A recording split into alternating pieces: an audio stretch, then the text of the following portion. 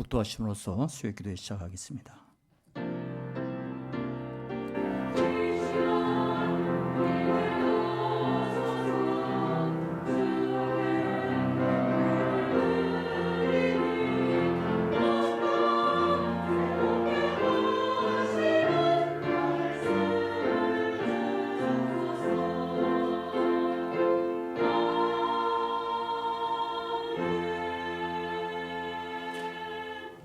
오늘의 하루의 삶도 지켜주신 우리 하나님, 또한 지난 주일 이후 3일 동안도 늘 함께 하시며 우리의 발걸음을 인도하시는 하나님, 오늘 이 저녁에도 주의 전으로 모여 한자리에 모여서 주 앞에 예배할 수 있게 해주시니 감사드립니다. 늘 예배하는 자로서 살아가게 하여 주옵시사. 언제 어디서 무엇을 하든지 우리의 모든 삶의 자리가 예배의 자리가 되게 하여 주옵시며, 또 특별히 주님께서 정하신 자리, 또 정해진 시간에 모여서 예배할 때에 주님께서 받으실 온전한 예배를 드리는 우리 되게 하여 주옵소서. 주 성령님, 이 시간에 이 자리 임재하시고 우리 각자의 마음을 주장하여 주옵시사. 위로 하나님 아버지께는 큰 영광된 고백이 되길 뿐만 아니라 또한 우리들에게도 베풀어 주시는 하나님의 은혜로 기뻐하며, 또 하나님의 말씀을 깨닫고 하나님의 진리에 대한 깊은 깨달음 속에 감사하는 이 시간 되게 하여 주시옵소서. 예수님 이름으로 간절히 기도드리옵나이다. 아멘. 찬송 292장 찬송하시겠습니다.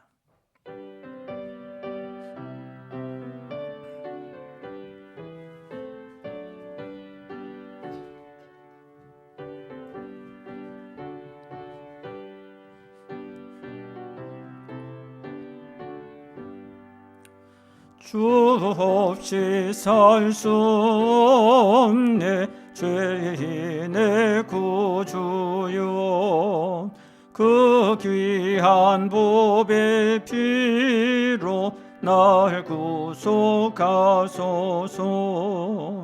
구주의 사랑으로 흘리신 보혈이 내 소망 나의 위로 내 영광 됩니다. 주 없이 살 수 없네 나 혼자 못서리. 힘없고 부족하며 지혜도 없도다. 내 주는 나의 생명 또 나의 힘이라. 주님을 의지하여 지혜를 얻으리. 주 없이 살 수 없네 내 주는 아신다. 내 영의 깊은 간구 마음의 소원을 주밖에 나의 마음 네 알아주리요. 내 마음 위로하사 평온케 하시네. 주 없이 살 수 없네 세월이 흐르고 이 깊은 고도 속에 내 생명 끝나도 사나운 풍랑일 때 날 지켜주시니 내 곁에 계신 주님 늘 힘이 됩니다. 아멘.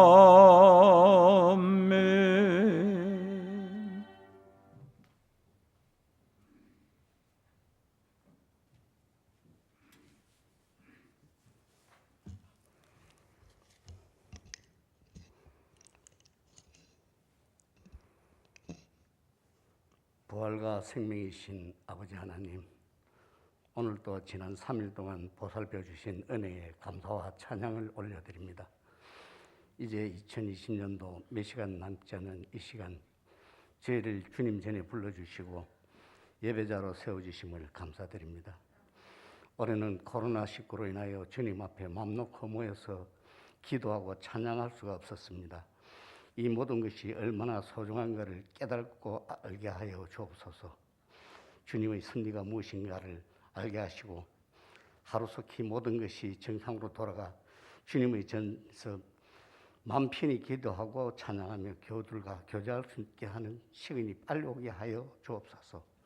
주님, 우리 교회 수많은 수험생들이 코로나로 인하여 마음고생이 많습니다. 그들을 주님 은혜 가운데 모든 면접 일정과 모든 수능을 잘 치러낼 수 있게 주님께서 그들을 가운데 함께하여 주시기를 원합니다. 아버지 하나님, 이 시간에 코로나로 인하여 각 가정에서 예배드리는 모든 성도 가정에 주님이 함께하실 것을 믿습니다. 또한 이런저런 사정으로 주님 곁을 떠나 있는 모든 주님의 자녀들을 보살펴 주옵시고 얼마 남지 않은 올 한 해를 잘 마무리하게 도와주시옵소서. 또 이 나라의 모든 위정자들이 주님의 섭리 가운데 무언가를 알게 하시고 주님을 두려워하고 주님 뜻대로 행하고 일할 수 있게 하여 주옵소서. 오늘 이 시간 주님께서 찬양 올려드리는 찬양대원과 대장님 모두에게 주님의 한량없는 은혜를 내려주시옵소서. 이 시간 기도하시는 담임 목사님 건강을 허락하시고 영육간에 강건하게 하여 주옵시고 옆에서 보필하시는 부사역자님 전도사님께도 같은 은혜로 그 가정을 보살펴 주옵소서. 우리를 죄에서 구하시고 목숨까지 내려주신 예수 그리스도 이름으로 기도드렸습니다. 아멘.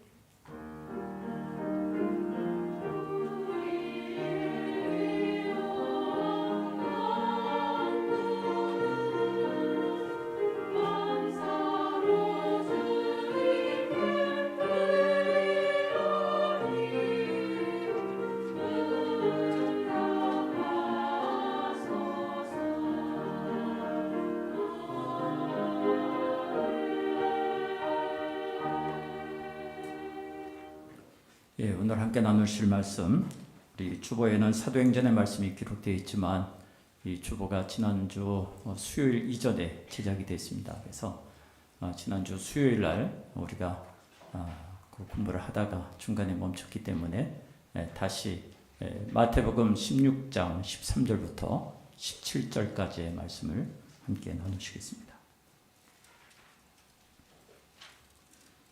마태복음 16장 13절부터 17절까지의 말씀, 우리 한 목소리로 같이 봉독하시겠습니다. 시작. 예수께서 빌립보 가이사라 지방에 이르러 제자들에게 물어 이르시되 사람들이 인자를 누구라 하느냐. 이르되 더러는 세례 요한, 때로는 엘리야, 어떤 이는 예레미야나 선지자 중에 하나라 하나이다. 이르시되 너희는 나를 누구라 하느냐. 시몬 베드로가 대답하여 이르되 주는 그리스도시요 살아계신 하나님의 아들이시니이다. 예수께서 대답하여 이르시되 바요나 시몬아 네가 복이 있도다. 이를 네게 알게 한 이는 혈육이 아니요 하늘에 계신 내 아버지시니라. 아멘. 네, 찬양대가 주님 찬양하겠습니다.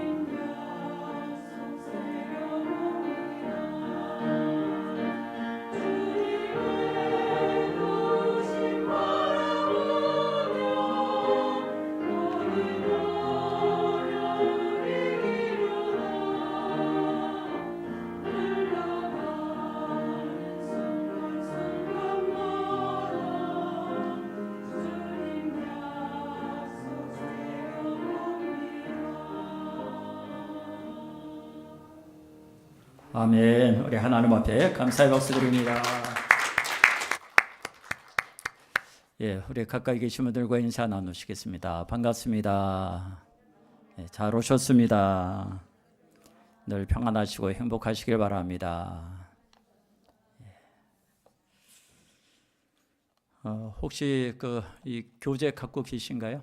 가져오셨나요? 혹시 없으신 분? 예. 저기 문 목사님 나와라 오바.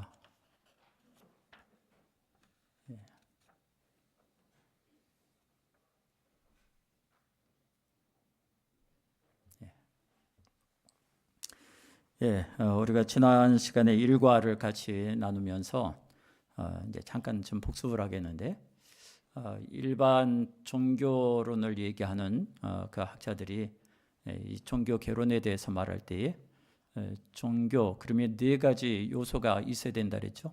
혹시 기억하십니까? 첫째는 신앙의 대상자. 그 다음에 두 번째는요, 신앙인. 신앙인. 우리 사람이 있어야 되고, 그 다음에 세 번째는요, 경전. 우리로 얘기하면 성경이죠. 무엇을 믿느냐, 또 그 믿는 분이 어떤 분이냐라고 하는, 그리고 또 믿음 생활이라고 하는 것, 그 신앙생활, 종교인으로서 산다는 것, 어떻게 살아야 되느냐, 어떤 이 진리의 문제들을 쭉 정리해 놓은 경전이 있어야 된다. 그래서 신앙생활의 어떤 기준을 그 경전에 의해서 정하고 그에 따라서 살아야 된다 그랬고요.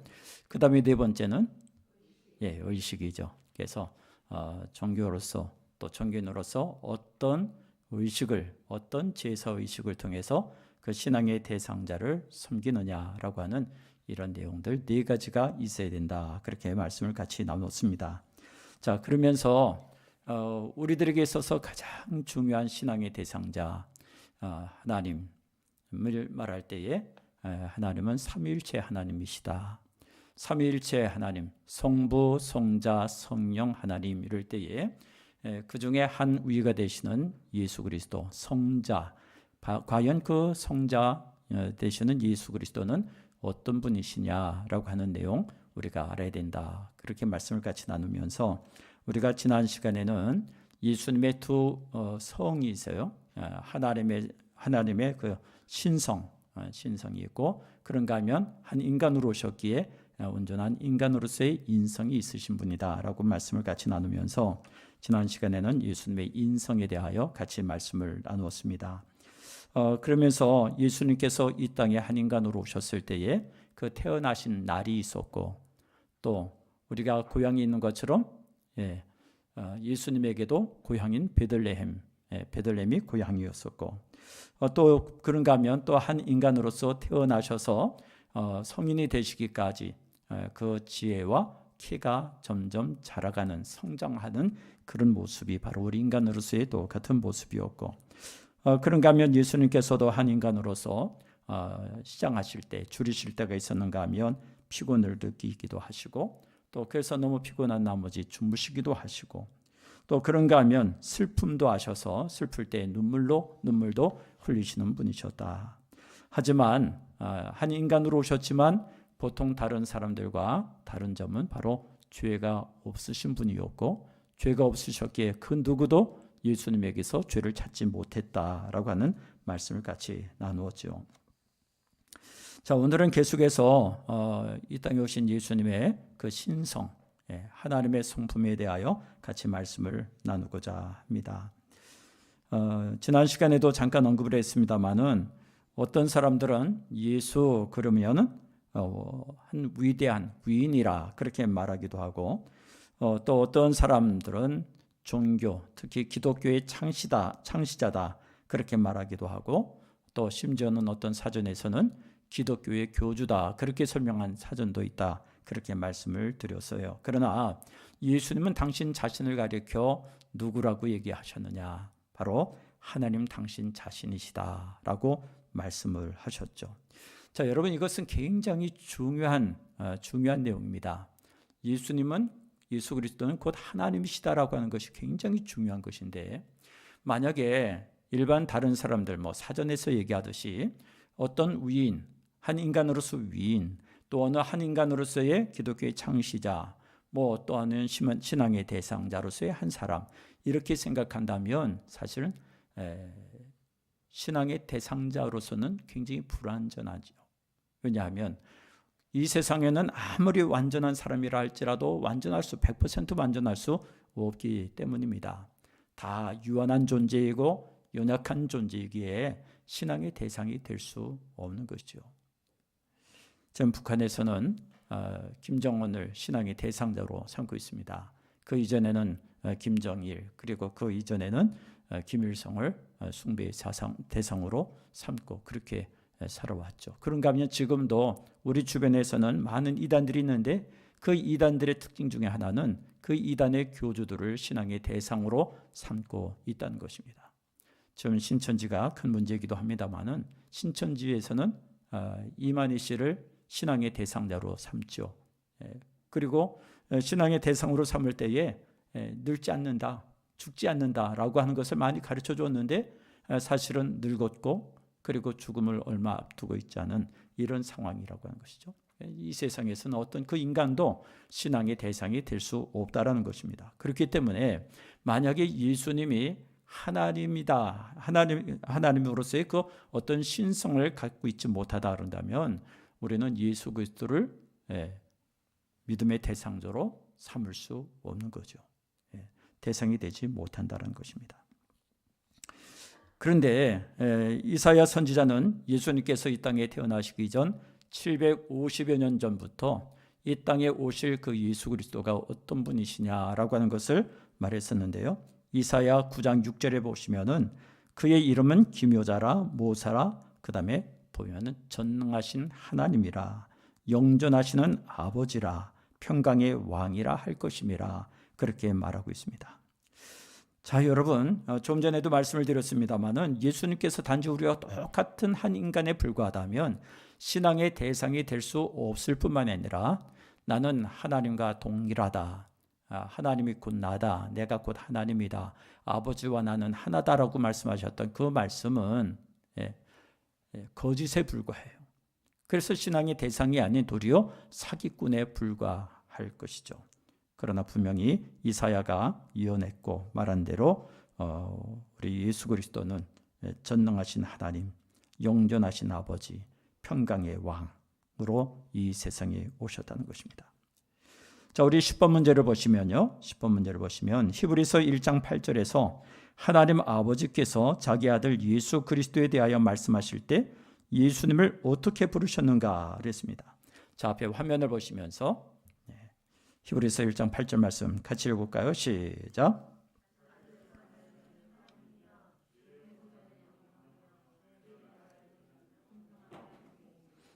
자, 여기 말씀을 보면은 하나님께서 그 아들에 대하여 뭐라고 부르셨죠?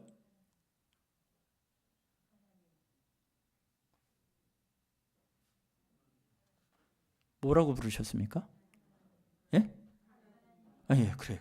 하나님이요. 그렇게 부르고 있어요. 히브리서 기자를 통하여 하나님께서 말씀하실 때에 예수 그리스도에 대하여 하나님이요. 그렇게 부르셨다는 거예요. 그리고 뒤에 말씀 보니까는 또 뭐라고 되어 있습니까?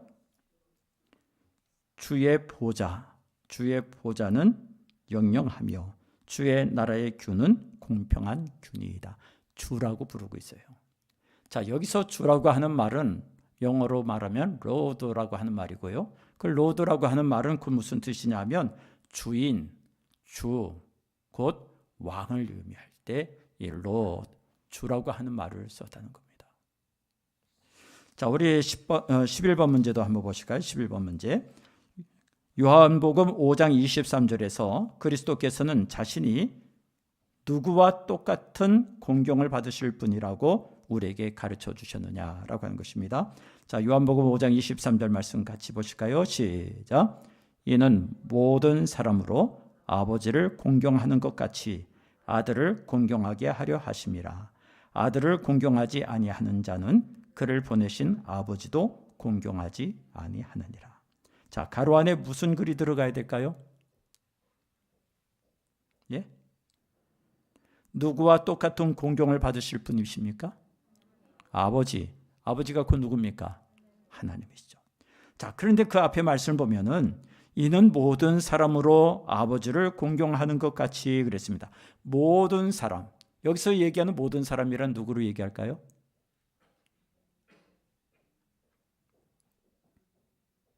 여기서 말하는 모든 사람이란 누구를 얘기를 할까요? 말 그대로 모든 사람이에요. 세상의 모든 사람들을 다 가리켜 하는 말입니다. 물론 우리 예수 그리스도를 믿는 모든 신앙인들이 다 여기에 해당이 되죠. 그래서 우리 믿음의 사람들로 아버지를 공경하는 것 같이 아들을 공경해야 합니다. 예수 그리스도를 공경해야 되죠. 자, 그러나 우리 하나님은 누구로부터 공경과 찬미와 영광을 받으시느냐? 믿음의 사람들뿐만이 아니라 사람뿐만이 아니라 우주 만물의 모든 것을 통하여 하나님은 다 찬양과 영광을 받으셔야 됩니다. 공중에 있는 하늘의 별과 달들, 이 땅에 있는 모든 사람들과 또 모든 동식물들, 심지어는 돌들을 통해서도 하나님께서는 영광을 받으셔야 돼요. 그 영광이란 말이 다른 말로 얘기하면 공경이라는 말이에요. 자, 우리 하나님께서 이 우주 만물의 모든 것이 다 하나님을 찬양하도록 그렇게 창조하셨는데, 그 중에서도 특별히 우리 믿는 사람들이 하나님을 공경하는 것처럼 예수 그리스도를 공경해야 되고, 하나님을 찬양하고 경배하는 것처럼 그 아들 예수 그리스도를 경배하고 찬양해야 된다라고 하는 것입니다. 자, 그래서 그 하반절 말씀 보니까 그랬어요. 아들을 공경하지 아니하는 자는 곧 그를 보내신 아버지도 공경하지 아니하는 것이다. 그렇게 말씀하고 있죠. 12번 보시겠습니다. 제자들이 바다와 바람을 순종케 하신 예수님의 능력을 본 후에 그들은 무엇이라 했습니까? 여러분들 교재 가운데는 마태복음 14장 22절에서 33절까지로 되어 있는데, 우리 33절 말씀만 우리 화면을 보시면서 같이 읽겠습니다. 시작.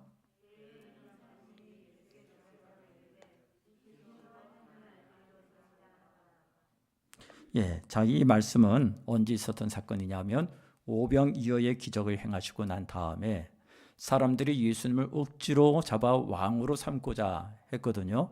그때에 예수님께서 말씀하셨어요. 내가 이 사람들 다 정리해서 보내는 동안에 너희들은 먼저 배를 타고 건너가라. 그렇게 말씀을 하셨죠. 그리고 예수님께서 홀로 남아서 기도하시다가 보니까는 이 풍랑이 일어나는데 제자들이 너무너무 고생하고 있는 거예요. 그래서 예수님께서 배 타고 가는 그 제자들을 찾아서 물 위로 걸어 바다 위를 걸어 제자들에게 찾아가셨죠. 이때 제자들은 예수님을 예수님이라 생각지 못하고 유령이라 생각해서 몹시 무서워했습니다. 이제 그 과정을 좀 생략하고 난 다음에 예수님께서 그 제자들이 타고 있는 배에 오르셨어요. 그러자 모든 바람과 바다가 잔잔해졌습니다. 그런 상황을 보고서는 33절 말씀에 있는 것처럼 배에 있는 사람들이 예수께 절하며 말하기를 뭐라고 그랬어요? 진실로 하나님의 아들이십니다. 그렇게 고백했다는 거죠. 자, 하나님의 아들. 그러면 곧 하나님이시란 얘기죠. 사람의 아들은 사람이죠. 송아지의 아들은 송아지죠. 강아지의 아들은 아니고, 개의 아들은 개죠. 자, 이와 같이 하나님의 아들이다 그러면 같은 존재를 의미하는 거예요. 13번의 문제를 또 보시면은 도마라고 하는 제자는 예수님께서 어떤 분이시다라고 고백을 했느냐라고 하는 것입니다. 요한복음 20장 28절 말씀인데, 이 도마라고 하는 제자는 참 의심이 많았죠. 마침 예수님께서 제자들 가운데 처음 나타나셨을 때에 그 자리에 도마가 없었어요. 예수님을 만났던 제자들이 도마라고 하는 제자에게 말합니다. 우리가 선생님 만났다. 선생님이 부활하셨다. 근데 이 도마는 의심이 많은지라 내 손으로 그의 못자국을 만져보고 내 손으로 그의 옆구리에 손을 넣어보지 아니하고는 내가 믿지 못하겠노라. 그렇게 얘기를 해요. 그때 예수님께서 도마에게 나타나시죠. 그리고 뭐라고 말씀하셨습니까? 의심하는 자가 되지 마라. 믿는 자가 되라. 그렇게 말씀을 해주십니다. 자, 그때에 도마가 말합니다. 우리 한번 같이 읽을까요? 시작. 도마가 대답하여 이르되 나의 주님이시요 나의 하나님이십니다. 그렇게 고백을 하죠. 자, 그 외에도 여러분 그 교재에 나와 있는 것처럼 골로새서 1장 15절부터 20절, 그리고 히브리서 1장에서 예수 그리스도의 신성에 대하여 더 많은 것을 알 수 있습니다. 자, 그러면 신성, 하나님으로서의 예수 그리스도라 하신다면, 그럼 하나님으로서 예수 그리스도는 어떤 속성을, 어떤 성품, 어떤 인격을 가지셨느냐라고 하는 것을 좀 볼 수 있습니다. 자, 여러분 교재에 한번 그 12페이지 그 맨 밑에 네 줄을 우리 같이 읽어봅시다. 시작. 예수 그리스도께서는 많은 명칭을 가지고 계십니다. 즉 하나님의 아들, 인자, 구세주, 주님, 주인, 선생, 메시아, 그리고 그 외의 명칭들, 요한복음에 있는 그리스도에 대한 명칭은 그분이 사람에게 대한 하나님의 산 메시지이기 때문에 말씀이라고 했습니다. 그래서요. 자, 예수 그리스도를 말씀이라 했다. 14번 문제를 보면 말씀은 얼마나 오래전부터 존재해 오셨습니까? 그랬습니다. 자, 요한복음 1장 1절 말씀 앞에 화면 보시면서 같이 읽을까요? 시작. 태초에 말씀이 계시니라. 이 말씀이 하나님과 함께 계셨으니 이 말씀은 곧 하나님이시니라. 자, 말씀은 곧 하나님이시래요. 자, 그런데 14절 말씀은 또 어떻게 기록하고 있습니까? 예? 이 말씀이 육신이 되어 우리 가운데 거하시매. 자, 이 말씀이 곧 하나님이시라고 했는데 하나님이 육신이 되어 우리 가운데 거하셨다. 바로 예수 그리스도의 성육신 사건을 이야기하죠. 우리가 그의 영광을 보니 아버지의 독생자의 영광이요 은혜와 진리가 충만하더라. 자, 여러분 여기서 이제 태초에 말씀이 계시니라 그랬는데 이 태초에 말씀이 계시니라 하는 말씀과 유사한 말씀이 혹시 기억 안 나세요? 태초에라고 하는 말로 시작하는 성경 말씀이 있죠. 창세기 1장 1절 말씀. 태초에 하나님이 천지를 창조하시니라. 자, 여기서 이 태초라고 하는 말의 뜻은 무엇일까요? 태초. 처음. 예, 히브리어로 이 태초라는 단어가 뭐라냐? 베리시트라고 하는 단어인데 이 베리시트라고 하는 단어는 이마라고 하는 뜻을 가지고 있어요. 이마. 자, 여러분 사람을 처음 만나서 처음 얼굴을 대할 때 어디를 먼저 봅니까? 예? 사람마다 다 다르죠. 예. 양말 가게 하신 우리 권사님은요, 사람 처음 딱 만나게 되면 먼저 양말에 간대요. 예. 자, 구두를 만들거나 또 구두를 수선하시는 분들은요, 제일 먼저 사람을 딱 만나면 구두를 본대요. 예. 안경점 하시는 분들은 어디를 먼저 볼까요? 안경. 귀금속 하시는 분들은 목걸이나 귀걸이나 반지를 먼저 보겠죠. 자, 그런데 히브리 사람들에게 있어서 이 이마라고 하는 것은 맨 처음, 첫인상, 예, 이런 의미를 가지고 있어요. 그래서 태초에 베리시트라고 하는 말은 처음에 하나님이 천지를 창조하시니라 라고 하는 뜻이고, 또 태초에 말씀이 계시니라 하는 이 말씀도 그 말씀이 처음에 말씀이 계셨다라고 하는 말씀인데요. 근데 사전적으로 태초라고 하는 말은 무슨 뜻이냐 하면 모든 만물이 생긴 바로 그 첫 시간을 얘기를 해요. 그러니까 이 우주 만물이 창조된, 그리고 이 우주 만물이 존재하게 된 그 처음 그 타임, 바로 그 시점을 태초라 얘기하거든요. 자, 그러면 태초에 말씀이 계시니라 라고 하는 이 말씀은 또한 뿐만 아니라 그 뒤에 말씀을 보면은 그가 태초에 하나님과 함께 계셨고, 2절 말씀이에요. 그리고 3절 말씀을 보면은 만물이 그로 말미암아 지은 바 되었으니 지은 것이 하나도 그가 없이는 된 것이 없느니라 하는 이 3절까지의 말씀을 보면은 태초에 말씀이 계셨고 태초에 그 말씀이 우주 만물을 만드셨다는 거예요. 그러면 언제부터 존재하신 분이십니까? 그 태초에 계신 겁니까? 태초 때부터? 만물이 만들어지는 그때부터 존재하셨다는 얘기입니까? 그게 아니죠. 그 이전서부터 계셨던 분이시기에 그 태초에 그 모든 우주 만물을 만드셨다라는 것입니다. 그래서 이 말씀, 태초의 말씀이 계시니라 하는 이 말씀은 그 무슨 뜻이냐면 그 이전서부터 영원 전부터 존재하셨던 분이시다라고 하는 것을 말씀하는 거죠. 자, 그 다음에 15번을 보시겠습니다. 15번. 마태복음 28장 18절에서 예수님께서는 자기가 무엇을 받았다 말씀합니다. 자, 18절 말씀 같이 읽을까요? 시작. 예수께서 나와 말씀하여 이르시되 하늘과 땅의 모든 군세를 내게 주셨으니. 자, 이 말씀을 가만히 보면요, 하늘과 땅의 모든 군세를 내게 주셨다라고 하는 말씀은 곧 누군가로부터 받았다라고 하는 말씀이죠. 자, 그러면 그 하늘과 땅의 모든 군세를 누구로부터 받았다는 얘기입니까? 하나님으로부터 받았다는 거예요. 자, 그러면 하나님으로부터 받은 그 하늘과 땅의 모든 권세라고 하는 것이 뭐냐? 자, 이것은 하늘과 땅의 모든 것을 다스리는 통치의 능력, 힘, 절대적인 권위, 이것을 의미해요. 그러니까 이것은 곧 다시 말해서 이 우주 만물을 다스릴 수 있는 그런 절대적인 힘, 누구의 힘입니까? 하나님의 힘이에요.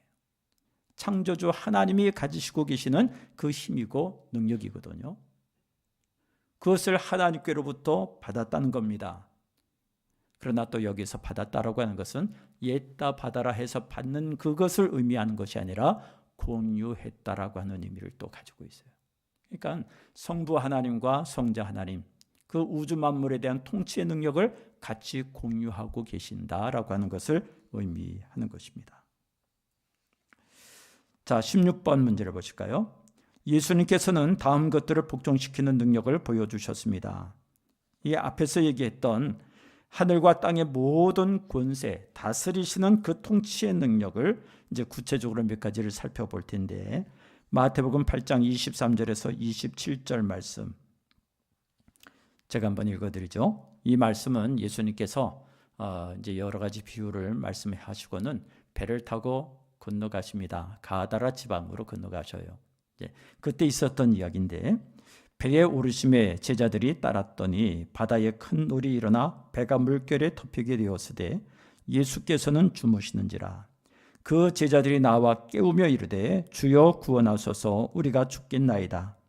예수께서 이르시되 어찌하여 무서워하느냐, 믿음이 작은 자들아 하시고 곧 일어나사 바람과 바다를 꾸짖으시니 아주 잔잔하게 되거늘 그 사람들이 놀랍게 여기르되 이가 어떠한 사람이기에 바람과 바다도 순종하는가 하더라.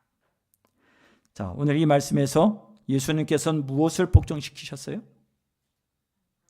바람과 바다. 그것은 곧 무엇을 의미합니까? 자연을 다스리시는, 자연을 복종케 하시는 것이었다라고 하는 거죠. 자, 그런가 하면 두 번째, 누가복음 4장 40절 말씀입니다. 같이 읽어봅시다. 시작. 해질 무렵에 사람들이 온갖 병자들을 데리고 나오매 예수께서 일일이 그 위에 손을 얹으사 그 다음에요 고치셨다. 자, 무엇을 다스리셨습니까? 예? 병자들? 예, 병자들은 고쳐주신 것이고, 무엇을 다스렸기에 병자들이 나왔습니까? 병이죠. 병. 질병의 문제입니다. 자, 그런가 하면 누가복음 4장 33절에서 36절 말씀입니다. 제가 읽어드리겠습니다. 회당에 더러운 귀신 들린 사람이 있어 크게 소리질러 이르되 아, 나사렛 예수여, 우리가 당신과 무슨 상관이 있나이까? 우리를 멸하러 왔나이까? 나는 당신이 누구인 줄 아노니 하나님의 거룩한 자니이다. 예수께서 꾸짖어 이르시되 잠잠하고 그 사람에게서 나오라 하시니 귀신이 그 사람을 무리 중에 넘어뜨리고 나오되 그 사람은 상하지 아니한지라. 다 놀라 서로 말하여 이르되 이 어떠한 말씀인고 권위와 능력으로 더러운 귀신을 명함에 나가는도다 하니라. 자, 예수님께서 뭘 복종시키셨습니까? 귀신. 자, 귀신 그랬을 때에 이 귀신은 곧 영적 존재입니다. 예, 눈에 보이는 어떤 물질 세계만이 아니라 눈에 보이지 아니하는 영적 세계, 즉 귀신을 정복하고 귀신을 다스리시는 모습을 볼 수 있죠. 이건 사람으로서 할 수 있는 일이 아닙니다. 자연도 병도 마찬가지입니다. 자, 네 번째, 요한복음 11장 43절에서 44절 말씀입니다. 우리 같이 읽을까요? 시작. 이 말씀을 하시고 큰 소리로 나사로야 나오라 부르시니 죽은 자가 수족을 배로 동인 채로 나오는데 그 얼굴은 수건에 쌓였더라. 예수께서 이르시되 풀어놓아 다니게 하라 하시니라. 자, 여러분 한번 질문을 드리겠습니다. 예수님께서 죽은 나사로를 살리셨습니다. 이 사실을 믿으십니까?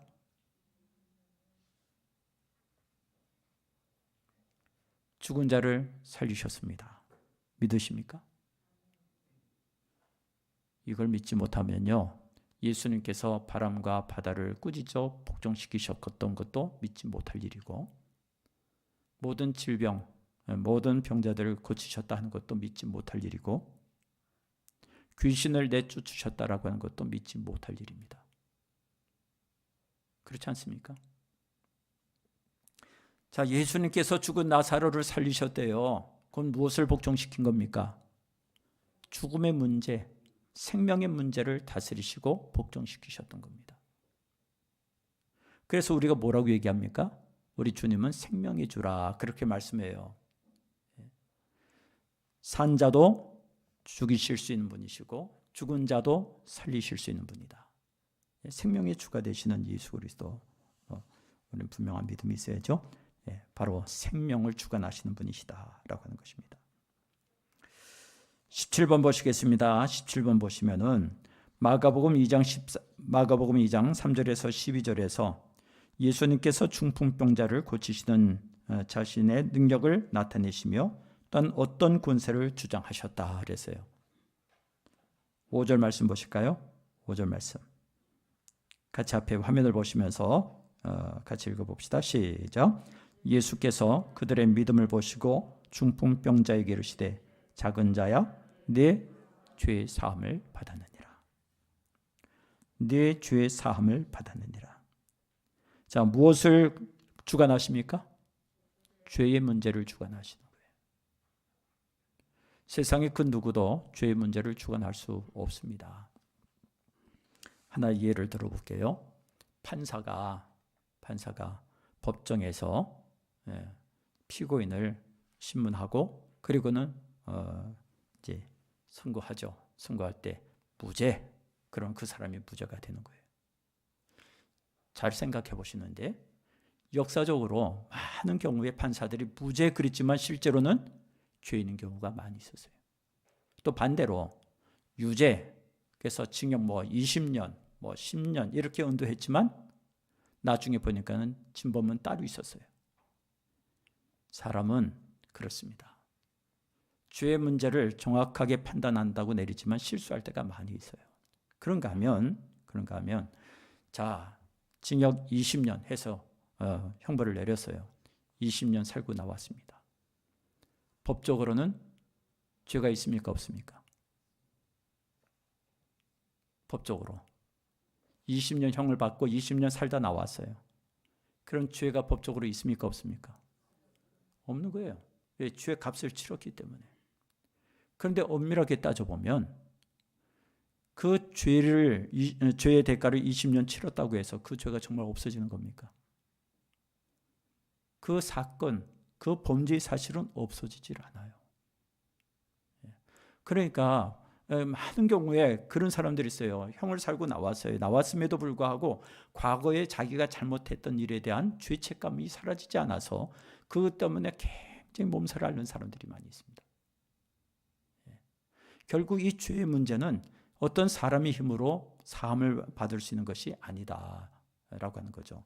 그러나 예수께서는 그 죄의 문제를 사해 주셔요.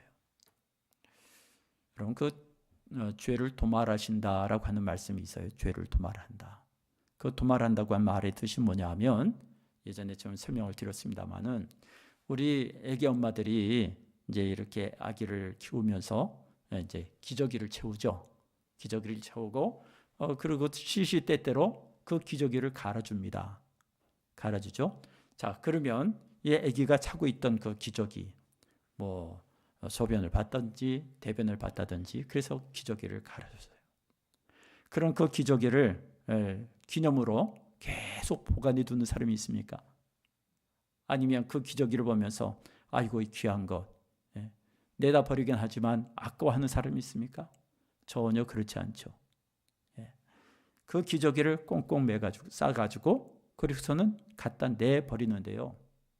내버릴 때 아까워지도 아니하고 전혀 기억조차도 하지 않습니다. 도말이라고 하는 의미가 바로 그것이에요. 하나님께서 내게서 모든 죄를 도말하신다는 이야기는 내 안에 있는 모든 죄를 다 꽁꽁 싸가지고 멀리 던져버리시는 것을 도말이라고 얘기를 합니다. 자, 그리고 우리들에게는 이 죄의 문제, 지난 주일날 말씀도 드렸습니다만은 우리 기억력의 한계에는 기억하고 싶어도 기억하지 못하는 것이 많이 있는가 하면, 또 반대로 기억하기 싫은데도 자꾸 기억나서 그것 때문에 괴로워할 때가 참 많이 있어요. 그런데 하나님의 그 능력, 전능하신 능력은 바로 그 기억력의 한계도 초월하시는 하나님이시다.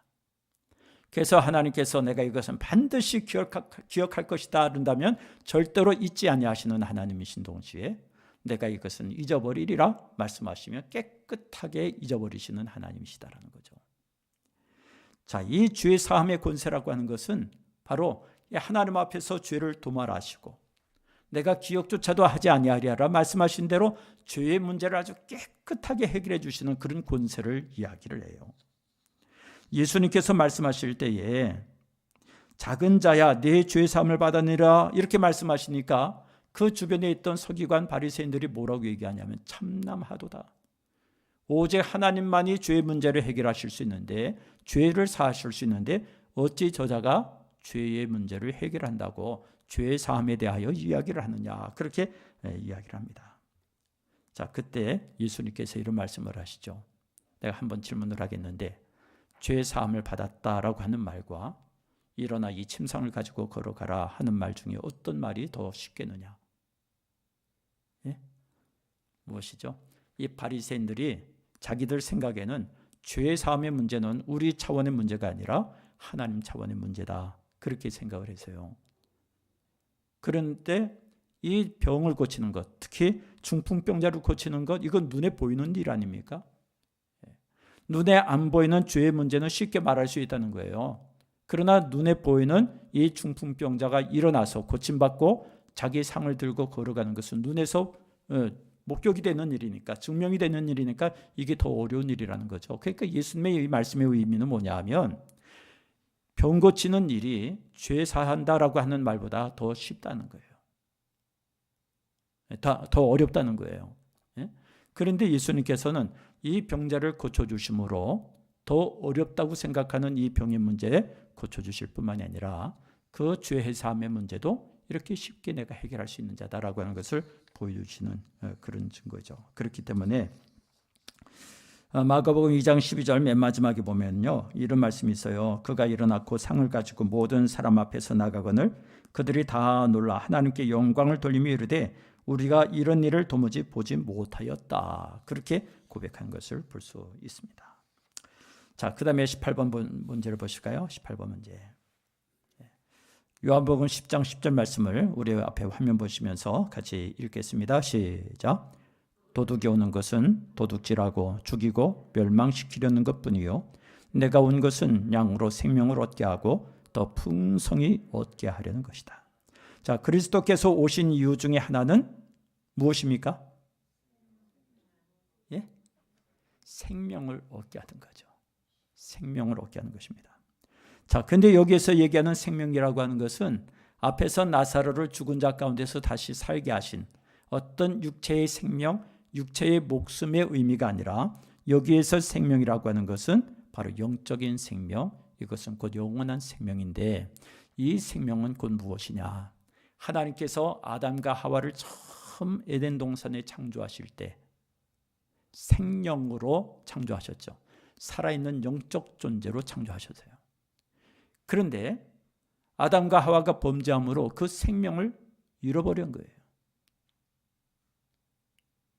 그 생명을 잃어버린 것을 다시 예수 그리스도께서 다시금 얻게 하기 위해서 이 세상에 오셨다. 그렇게 말씀하고 있습니다.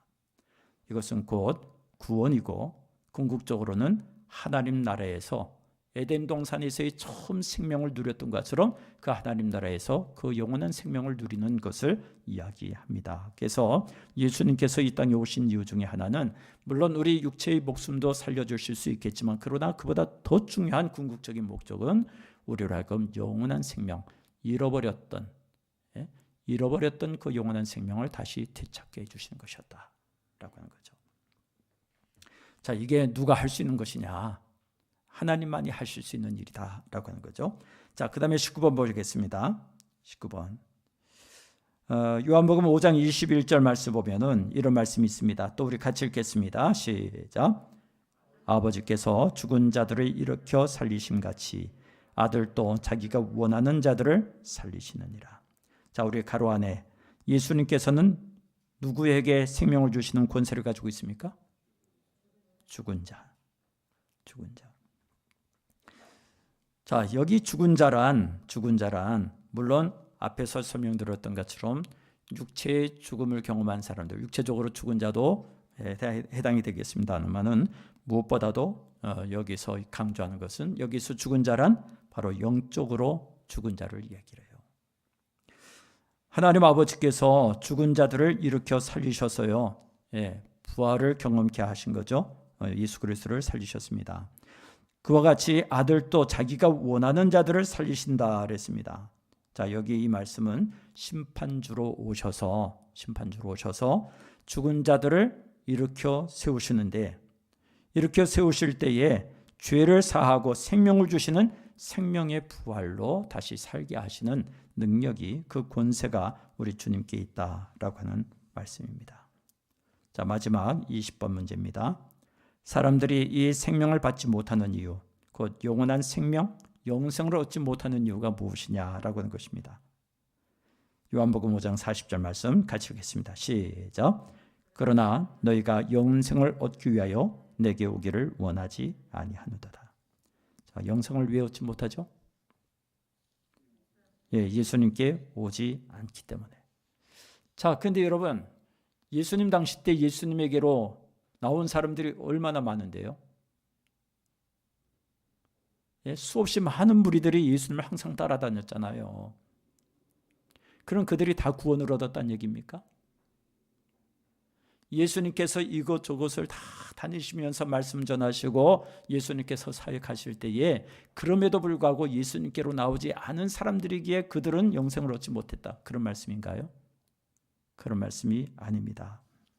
내게 오지 않았다라고 하는 이 말씀은 나를 메시아로, 구주로 인정하지 않았다. 영접하지 않았다. 나를 믿지 않았다라고 하는 말씀입니다. 자, 우리 한번 보시죠. 우리 요한복음 5장 말씀을 한번 찾아보십시다. 요한복음 5장.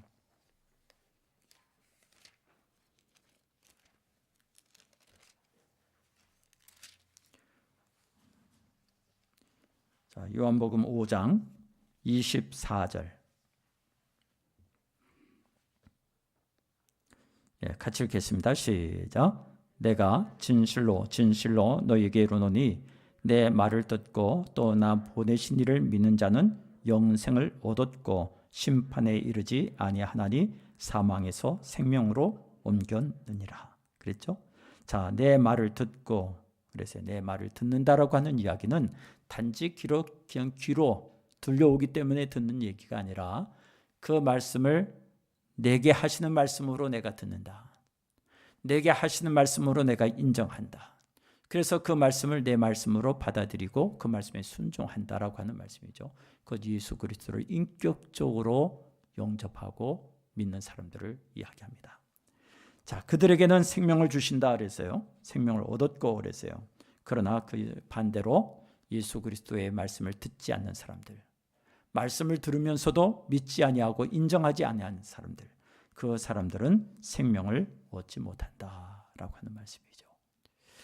자, 여러분, 이 말씀은요, 곧 우리가 많은 성경을 읽고 또 말씀을 들을 때에 그 말씀을 내 말씀으로 받느냐 받지 않느냐 하는 문제도 똑같아요. 무슨 얘기냐 하면 내가 아무리 성경 말씀을 많이 읽고 많이 공부해서 많이 안다 할지라도 그 말씀을 내게 주시는 하나님의 말씀으로 내가 인정하고 받아들이면 그 말씀이 곧 내 말씀이지만, 그러나 내가 아무리 많은 말씀을 읽고 듣고 많이 배웠어도 그 말씀을 내게 하시는 말씀으로 인정하지 아니하고 받지 아니한다면 나와 아무런 상관이 없는 말씀이다 라고 하는 것이죠. 기도하겠습니다.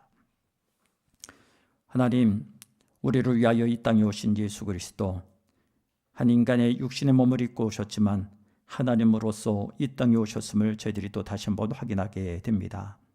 세상 사람들이 우리 주 예수 그리스도에 대하여 무엇이라 말한다 할지라도 우리들은 한결같이 예수는 나의 구주, 나의 하나님이십니다 늘 고백하며 살아가는 저들 되게 하여 주시고, 내 구주 되시는 예수 그리스도, 내 하나님 되시는 예수 그리스도를 마음과 뜻과 정성을 다하여 섬기며 또 그분의 말씀을 따라 살아가는 우리 모두가 되도록 도와주시옵소서.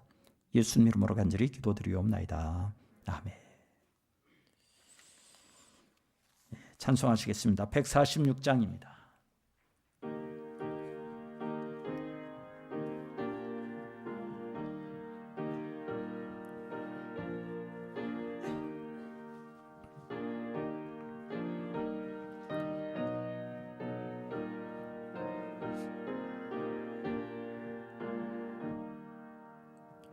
저 멀리 푸른 언덕에 그 십자가 위에 주 예수 나를 위하여 못 박히셨도다.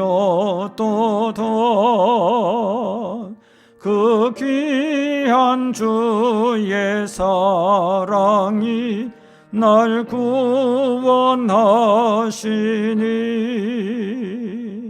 그 사랑 나도 본받아 주 위에 힘쓰리. 그 흉한 십자가에서 한없는 고통을 이 세상 사람 위하여 당하신 것일세. 그 귀한 주의 사랑이 날 구원하시니 그 사랑 나도 본받아 주 위에 힘쓰리. 그 흘린 보배 피로써 날 속량했으니 저 하늘 문을 여시고 날 인도하시리. 그 귀한 주의 사랑이 날 구원하시니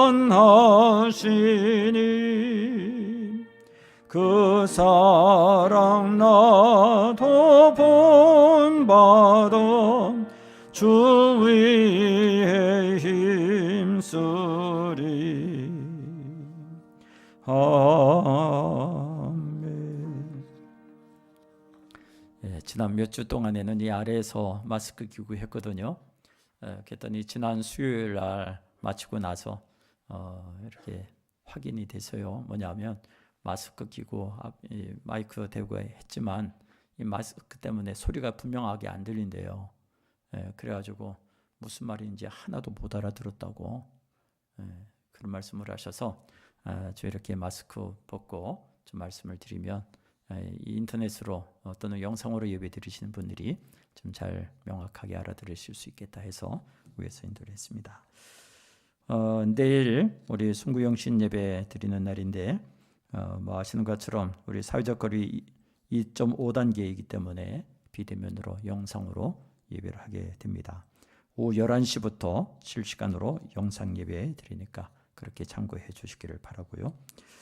또 한 가지는 우리가 교회 달력 그리고 말씀 카드 매년마다 준비하는데 또 이렇게 교회 나오셔서 다 같이 이렇게 예배 마치면서 돌아가실 때에 받지를 못하십니다. 그래서 지금 교회 로비에 달력 준비되어 있습니다.